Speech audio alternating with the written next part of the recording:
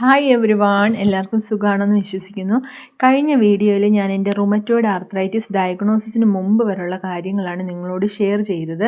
പക്ഷേ അതിന് ശേഷം എൻ്റെ ലൈഫിലുണ്ടായ real struggles, pain and changes ആണ് ഞാൻ നിങ്ങളോട് ഷെയർ ചെയ്യുന്നത്. ആരെ ഉള്ളവർക്ക് ഇത് ഹെൽപ്ഫുൾ ആകുമെന്ന് ഞാൻ വിശ്വസിക്കുന്നു. കഴിഞ്ഞ വീഡിയോയിൽ ഞാൻ പറഞ്ഞിരുന്നത് പോലെ ഒരു വൈദ്യശാലയിലാണ് ഞാൻ ആദ്യം പോകുന്നത്.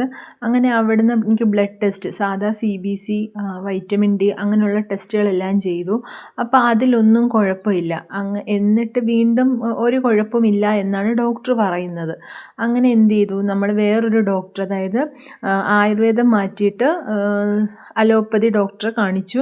അന്നേരത്തേക്ക് ആ ഡോക്ടർ ഒരുപാട് കാൽഷ്യം ടാബ്ലറ്റ്സ്, വൈറ്റമിൻ ടാബ്ലറ്റ്സ്, അങ്ങനെയുള്ള ഒരുപാട് ടാബ്ലറ്റ്സ് എനിക്ക് തന്നു.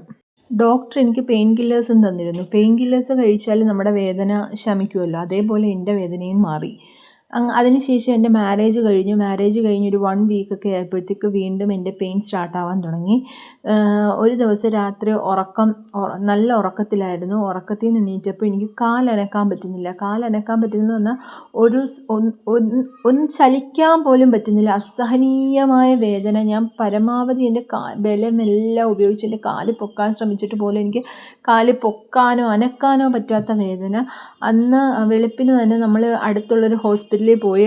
അന്നേരം തന്നെ പെയിൻ കുറയാൻ വേണ്ടി ഇഞ്ചക്ഷൻ എടുത്തു. ഇഞ്ചക്ഷൻ അടിച്ചിട്ടൊന്നും എനിക്ക് വേദന കുറയുന്നേ ഇല്ല. അങ്ങനെ എൻ്റെ മദറിൻ്റെ ബ്രദറിൻ്റെ മോൻ ഇതേപോലെ ഓർത്തോ സർജനാണ്. അപ്പം ആ ഇക്ക എനിക്ക് സജസ്റ്റ് ചെയ്തു, നമുക്കൊന്ന് റുമറ്റോയ്ഡ് ആർത്രൈറ്റിസ്, അതായത് RA ഫാക്ടർ ഒന്ന് ചെക്ക് ചെയ്ത് നോക്കാമെന്ന് പറഞ്ഞു. അങ്ങനെയാണ് നമ്മൾ ഈ RA ചെക്ക് ചെയ്യുന്നതും. ചെക്ക് ചെയ്ത് റിസൾട്ടുമായിട്ട് നമ്മൾ കിംസിൽ പോയിട്ടോ, ട്രിവാൻഡ്രം കിംസിൽ ഡോക്ടർ രാജേഷ് ഡോക്ടറെ കൺസൾട്ട് ചെയ്തു. അങ്ങനെ ഡോക്ടർ വീണ്ടും ഒന്നേന്ന് RA ഫാക്ടർ ചെക്ക് ചെയ്തു. ANA 0 പോസിറ്റീവായി.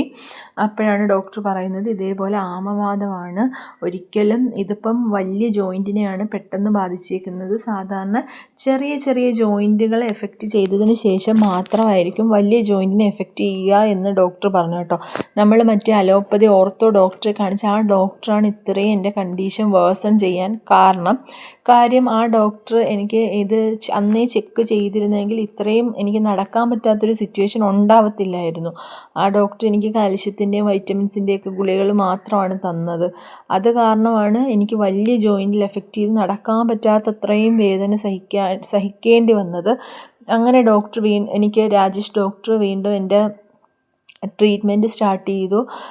ആദ്യം സ്റ്റിറോയിഡൊക്കെ സ്റ്റാർട്ട് ചെയ്തപ്പോഴത്തേക്ക് പയ്യെ എൻ്റെ വേദന കുറഞ്ഞു വന്നു. ഞാൻ നടക്കുന്ന കണ്ടീഷനായി.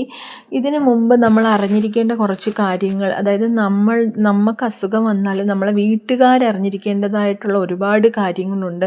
കാര്യമെന്ന് പറഞ്ഞാൽ എൻ്റെ കണ്ടീഷനിൽ എനിക്ക് ഒരുപാട് ജോലികൾ ചെയ്യാൻ വയ്യ. കാരണം ജോലികളൊക്കെ ചെയ്യുമ്പോഴത്തേക്ക് എനിക്ക് പിറ്റേന്ന് കൈ പൊക്കാൻ വയ്യ, കൈവേദന, വിരൽ വേദന, അങ്ങനെയൊക്കെയുള്ള ഒരുപാട് വേദനകൾ ഇങ്ങനെ അടുപ്പിച്ചടുപ്പിച്ച് വരാൻ തുടങ്ങി. അപ്പോൾ ആളുകൾ വിചാരിക്കുന്നത് എന്താ, ഈ കുട്ടിക്ക് ജോലി ചെയ്യാൻ ഇഷ്ടമല്ല, മനഃപൂർവ്വം ജോലി ചെയ്യാത്തതാണ്, ഇങ്ങനെ പഠിപ്പിച്ച് കളഞ്ഞു, ജോലി ചെയ്യിപ്പിക്കാതെ പഠിപ്പിച്ചു. പക്ഷേ നമ്മുടെ ഉള്ളിൽ നമുക്കെന്താണ്, ജോലി ചെയ്യണം എന്നൊക്കെയുള്ള ഒരുപാട് ആഗ്രഹങ്ങളുണ്ട്. പക്ഷേ നമ്മുടെ വേദന സഹിക്കാൻ വയ്യാത്തത് കൊണ്ട് നമ്മൾ അങ്ങനെയൊക്കെയുള്ള ജോലികളിൽ നിന്ന് വിട്ടു നിൽക്കും.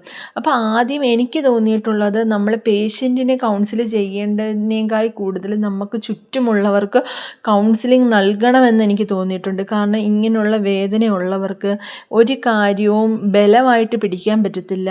കാരണം അത്രമാത്രം വിരലുകൾക്ക് സ്വന്തം തലയൊന്ന് ചീവാൻ പോലും, പെയിൻ ചീപ്പ് ബലമായിട്ട് പിടിച്ച് ചീവാൻ പോലും പറ്റാത്തൊരവസ്ഥയാണ് ഈ RA ഉള്ളവർക്ക്.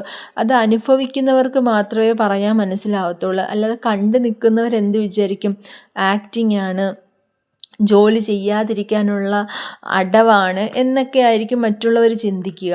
പക്ഷെ നമുക്കേ അറിയത്തുള്ളൂ ഇതിൻ്റെ വേദന എത്രത്തോളം ആണെന്നുള്ളത്. അപ്പോൾ എനിക്ക് പറയാനുള്ളത്, ഈ ഉള്ളവരുടെ വീടുകളിലുള്ളവർക്ക്, അതായത് അവർക്ക് ചുറ്റുമുള്ളവർക്ക് ഒരു കൗൺസിലിംഗ് നൽകുന്നത് ഏറ്റവും നല്ല ഒരു കാര്യമായിട്ട് എനിക്ക് തോന്നിയിട്ടുണ്ട്. ഇതാണ് ആറെ ഡയഗ്നോസ് ചെയ്തതിന് ശേഷം എൻ്റെ ജീവിതത്തിലുണ്ടായ മാറ്റങ്ങൾ. പക്ഷേ എൻ്റെ ഇതോടെ അവസാനിച്ചില്ല, തുടങ്ങുകയാണ്.